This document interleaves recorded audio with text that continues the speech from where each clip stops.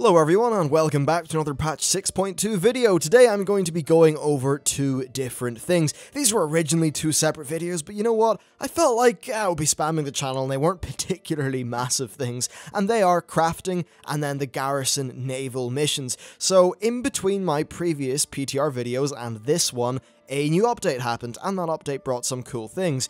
The first thing I'm going to talk about is the new crafted gear, because it's kind of odd how quickly we'll be able to get it. So there's two different levels, there's level 5 and level 6. Now in terms of item levels, this is where stuff does get pretty interesting. So the two armor upgrade levels are called Mighty and Savage. Yes, finally, we're getting some Savage stuff.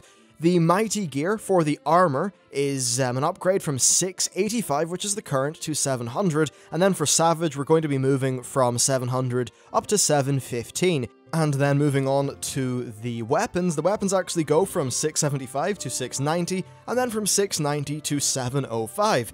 Now, the particularly, I suppose, important thing to note here is that these are purchased, at least currently on the PTR, from the trade vendor people who came in with patch 6.1. Yes, indeed, that means you will be able to get this extremely powerful gear on essentially day one, or at least you'll be able to get the patterns for the gear.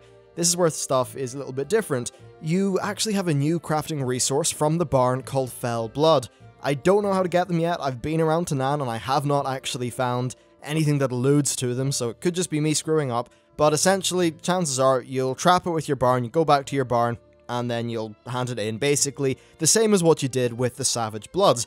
Now, that essentially means you will be able to get this stuff on day one if you stockpile, or, just try to get as many barn work order rushes as you can.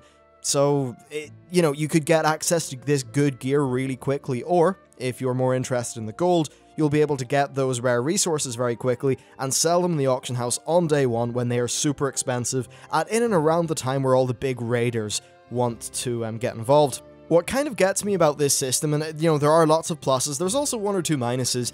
Having all of this available on day one is a little bit different to past expansions. In the past, you would sort of maybe have a random unlock like in MoP, which I didn't really like, or these would drop from a raid boss, which I actually kind of did like because it was it was raid loot, it was a reason to hop in and do raids, but also it meant that everyone could get that stuff, and it also sort of controlled the rate at which it was all unlocked. I thought that was all kind of cool. Whereas now, you'll be able to get this in day one, and then get 3 gear slots pretty quickly, in extremely good gear that is pretty much of, like, heroic Hellfire Citadel quality. Now, in combination with garrison raid missions, this essentially means that within the first few days of the expansion, it will be possible to have 4 gear slots pretty much done. And the thing about crafted gear in WoD is that since you've got so much control over the secondary stats, and since secondary stats are so important, you're able to kind of best in slot 3 of your slots very quickly, which means when you hop into the instance, you're kind of invalidating some loot. I think that might have been what happened with Blackrock Foundry. Loads of people had extremely good crafted gear with perfect stats.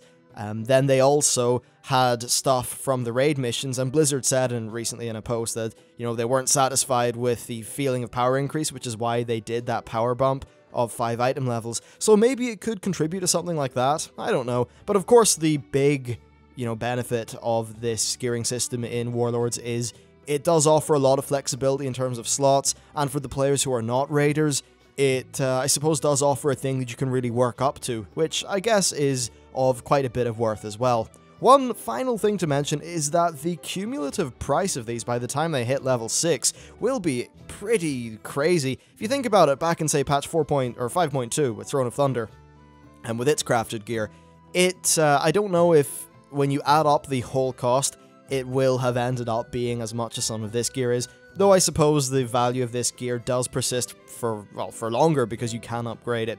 Bit of an interesting discussion. Now quickly I'm going to mention gems. There are new epic gems. The difference with them is that they give plus 75 of a stat, which is kind of nice, and in terms of cost, they actually cost 100 of those, I think it's Talidite crystals, the rare crafting resource for jewel crafting. They cost that plus 1 of the previous gem, and I think some 10 Fell Bloods. So Fell Bloods, which is essentially the equivalent of Savage Bloods, will be needed to make these new gems, meaning that they likely will be extremely expensive near the start of the expansion. So that's definitely somewhere where I'd say the people with barn work order rushes, with the ability to make gear and also the ability to make gems, are going to be able to make a pretty penny at the start of this expansion. Anyway, with the crafted stuff covered, let's talk a little bit about the shipyard feature. Alright, so to facilitate showing you this stuff, I'm just going to hop in game here and we'll have a look at the mission table. Previously, when I showed you this feature, all we had to go off was the dock itself, and the mission table wasn't working. Well, now that has been updated, and I can actually see my ship here. So if I right-click on this guy, and tell him to show me the naval missions, the first thing we see is instead of a list of missions, we're getting a map.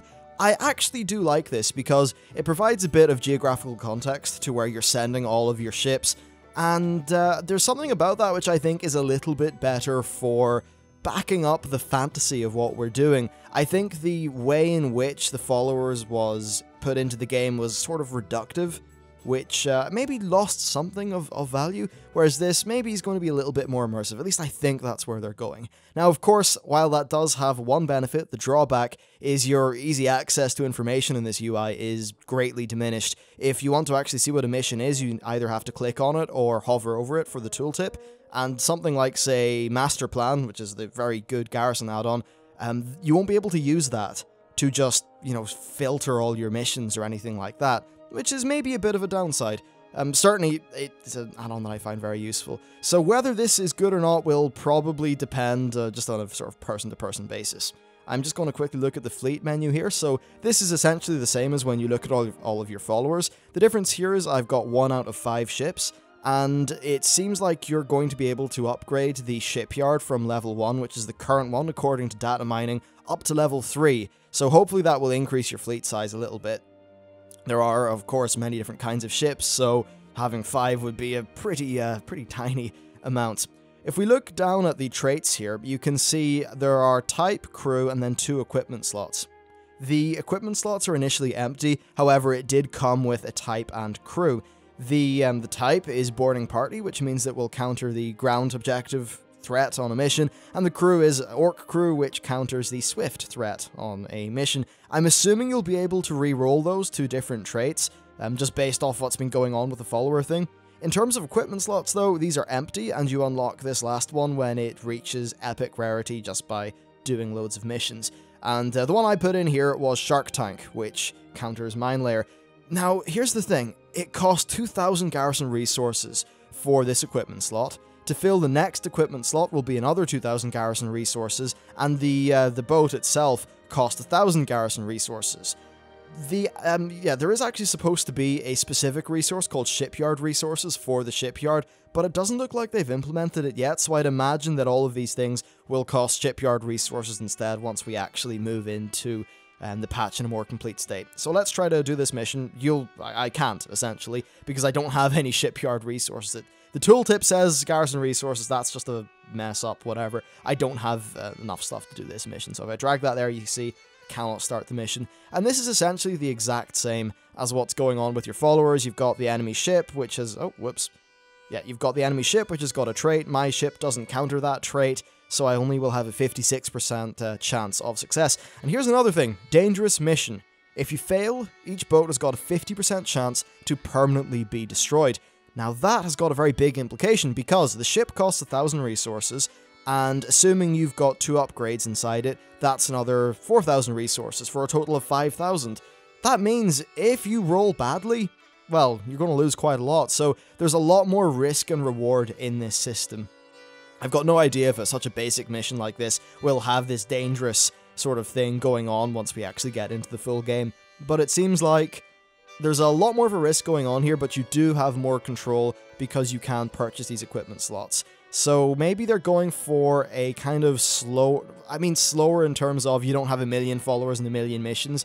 I'd say based on the space on this map here, you'll have a few missions, you won't have a fleet that's as big as your current amount of followers, but it will be more specialized and each ship will matter more, and I think they're really doing that and then simultaneously going for risk and reward to try to make this better. Overall, I think my initial impression is that this has more potential than the follower system, But one thing I would actually love is if you could maybe put your followers on the ship and they could maybe do an effect there. Some of that stuff could lead to a really cool interaction, though I suppose you could be a little bit worried that it would end up being kind of finicky and complex, because you're balancing so many things. I've got no idea how something like that would actually work. But there's a early little look at this. I'm sure it will develop quite a lot as time goes on. Oh, also, actually, here are the various different things. There's artillery cannon, evasive, first strike, flying units, ground objective, ironclad, mine layer, submerged, and swift. So there's all the different things you can counter. That's basically a look at what we've got so far. Do let me know what you think down in the comments. That's it for the video. So thanks for watching, and I will see you next time.